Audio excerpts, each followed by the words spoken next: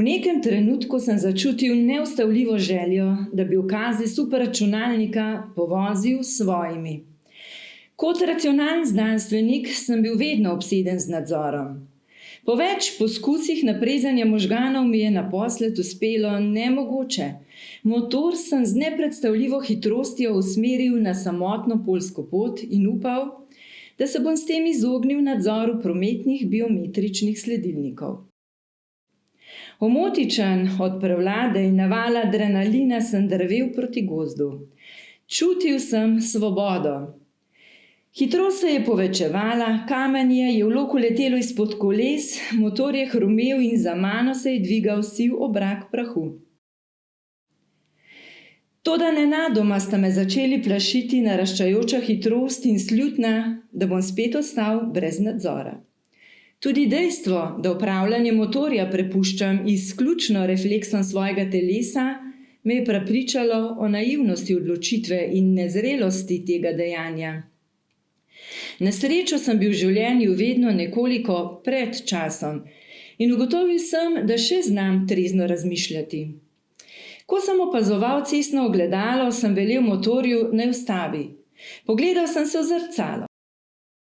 Vame se je zazrl tujec. Mladenič s povito glavo. Šele takrat sem resnično dojel oziroma ozavestil, da je moje novo telo mlado in čvrsto. Da se je njegov prejšnji lastnik poškodoval glavo, se mi je v tistem trenutku zdelo popolnoma logično. Tako kot jaz je verjetno tudi on želel avtonomnega nadzora nad vozilom. Želel si je preseči umetno inteligenco, želel si je več svobode.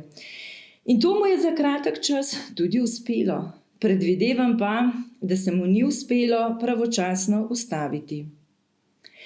Domov sem se vrnil z naročenim prevozom. Nisem si drznil spet zajahati svojega jeklenega konjička in izzvati samega sebe.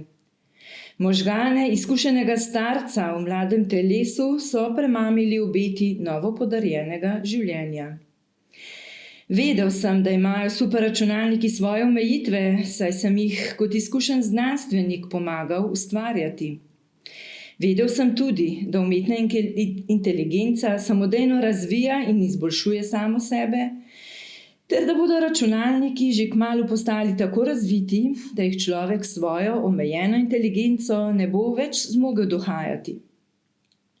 Spraševal sem se, ali bodo ljudje, še zlasti mladi, kos vedno hujši podrejenosti, nenehnemu nadzoru in grozeči prevladi strojev.